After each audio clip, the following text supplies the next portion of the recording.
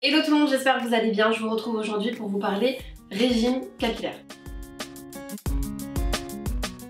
La semaine dernière, je vous ai fait une vidéo pour lutter contre la chute de cheveux et je vous avais parlé de cette vidéo complémentaire. Donc aujourd'hui, je vous ai préparé ma petite ordonnance des aliments qu'il faut consommer pour sublimer vos cheveux, pour avoir des cheveux brillants, plus sains, en meilleure santé. Et d'ailleurs, n'oubliez pas que c'est uniquement vous qui êtes responsable de la santé de vos cheveux et qui contrôlez ce que vous mangez. Dans les aliments à consommer, il faut de la vitamine B5. Ça va permettre d'éviter la chute de vos cheveux, d'éviter la sécheresse aussi et de régénérer vos cheveux abîmés. Le besoin quotidien pour la vitamine B5, il est de 50 microgrammes par jour. Et on peut en retrouver dans la levure alimentaire où il y a 10,5 mg pour 100 g. La différence entre microgrammes et milligrammes, c'est que 1 microgramme, c'est égal à 0,001 mg. Pour que vous puissiez un petit peu vous y retrouver. Le foie de veau cuit, il y a 6,22 mg pour 100 g. Dans le jaune d'œuf, il y a 3 mg pour 100 g. Et on peut en retrouver aussi dans tout ce qui est amandes, noisettes, noix, cacahuètes grillées. Dans la viande rouge également et dans tout ce qui est légumes secs, donc lentilles, pois chiches. Je passe maintenant à une autre vitamine qui est importante à consommer pour nos cheveux, donc c'est la vitamine B8. Et elle est importante pour tout ce qui est cellules, donc formation de cellules. Et aussi, elle stimule le cuir chevelu. Alors faites gaffe parce que c'est une vitamine hydrosoluble, ça veut dire que dans l'eau de cuisson, elle est éliminée. Donc si vous faites cuire des aliments, vous n'aurez plus du tout de vitamine B8. Pour la vitamine B8, le besoin journalier, il est de 50 microgrammes par jour. Donc c'est comme la vitamine B5. Dans le foie, où il y a 0,03 à 0,013 mg pour 100 g. Dans 2 œufs, il y a 50% des apports de la journée parce qu'il y a 0,025 microgrammes. Et il faut savoir que le jaune contient énormément de protéines aussi. Dans les avocats, il y a 0,01 mg pour 100 g, le champignon 0,012 mg pour 100 g et la banane 0,01 mg pour 100 g. Maintenant, on a le zinc qui est un oligo-élément et un minéraux et il est hyper important pour la croissance de nos cheveux aussi parce que lui, il va aider à lutter contre le stress mais aussi à régénérer nos cheveux. En ce qui concerne les besoins journaliers, la femme a besoin de 8 microgrammes. Si vous êtes un ado entre 14 et 18 ans, vous avez besoin de 9 microgrammes et l'homme a besoin de 11 microgrammes. Et bon à savoir aussi, le zinc il limite le vieillissement prématuré des cheveux, donc c'est cool. On peut en retrouver dans le poisson, la viande, c'est 50% des apports de la journée. Par exemple, le bœuf, c'est 6 à 10 mg pour 100 g. Dans les céréales, le pain complet, il y a 5 mg pour 100 g. Le foie de veau, c'est 9 à 15 mg pour 100 g. Dans l'huile, il y en a beaucoup aussi, c'est 20 mg pour 100 g. Et ensuite, on a tout ce qui est pépins de courge. Moi, j'adore ça. Dites-moi dans les commentaires si vous connaissez, si vous avez déjà goûté. Ensuite, on a la vitamine A, E et C qui sont hyper importantes aussi pour vos cheveux. Si vos cheveux sont ternes, il faut absolument consommer de la vitamine A, c'est la bêta-carotène, parce que du coup, ça va vous rendre les cheveux beaucoup plus souples et beaucoup plus brillants. D'ailleurs, cette petite vitamine A, il faut savoir qu'elle résiste bien à la cuisson.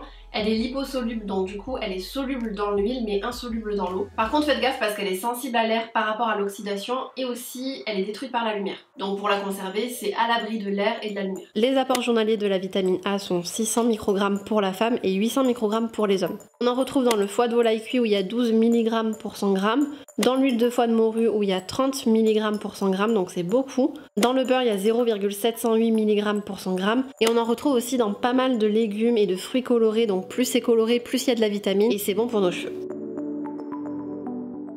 Je continue avec les oméga 3, les acides gras en fait qui n'est pas du tout produit par notre corps, donc c'est important d'en consommer là aussi. Ça va permettre de lutter contre les cheveux secs, cassants parce que ça va hydrater en fait le cuir chevelu. Et si vous avez aussi des démangeaisons du cuir chevelu, franchement je vous le conseille. En ce qui concerne les apports journaliers des acides gras oméga 3, il est recommandé d'en consommer 500 mg par jour. Et on peut en retrouver dans tout ce qui est poisson, maquereau, saumon. Le saumon c'est très gras donc il y en a pas mal. Dans l'avocat aussi, dans les fruits à coque, tout ce qui est noix, amandes. Dans l'huile de foie de morue, c'est pas ce que je préfère, mais il y en a aussi.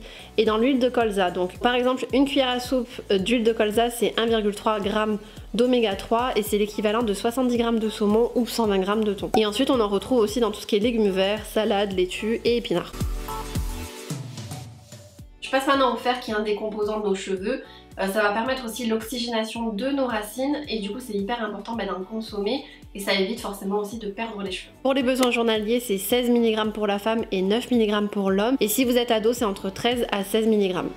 On va en retrouver dans les noix de cajou, le muesli, les abricots secs, il y a entre 5 et 6 mg pour 100 g. Dans le boudin noir, il y en a beaucoup parce qu'il y a 22 mg pour 100 g. Et le foie d'agneau, où là il y en a encore beaucoup, il y a 14 mg pour 100 g. On en retrouve aussi dans tout ce qui est amandes, noisettes, lentilles cuites, dattes sèches, où il y a 3 à 4 mg pour 100 g. Il y a la viande rouge, c'est du fer héminique qui est mieux assimilé par le corps. que le fer non héminique. Un autre composant de nos cheveux pour faire la kératine, c'est les acides aminés soufrés. Donc c'est des protéines et l'apport journalier c'est de 75 grammes. Alors ces acides aminés on les retrouve souvent dans tout ce qui est protéines animales, mais si vous êtes végétarien par exemple, vous pouvez en retrouver dans tout ce qui est compléments alimentaires. Les apports journaliers pour les acides aminés soufrés sont de 75 grammes. Donc on en retrouve dans le thon où il y a 25 grammes pour 100 grammes. Le jambon cuit il y en a pas mal aussi, c'est 22 grammes pour 100 grammes. Et les haricots c'est 23 grammes pour 100 grammes. Dans le fromage à pâte dure où il y a 27 grammes pour 100 grammes. Si c'est du fromage à pâte molle c'est 22 grammes pour 100 grammes. Je passe au cuivre, on n'entend pas souvent parler du cuivre, mais il est hyper important pour tout ce qui est croissance de nos cheveux, mais aussi pour la couleur de nos cheveux. D'ailleurs, si vous avez une carence en cuivre, vos cheveux vont perdre de leur couleur et aussi ils seront beaucoup plus cassants. Concernant le cuivre, donc les apports journaliers sont de 1,5 mg pour les adolescents et pour la femme et 2 mg pour l'homme. On va en retrouver dans le foie où il y a 14 mg pour 100 g. Attention, le chocolat noir où il y a 3,2 mg pour 100 g.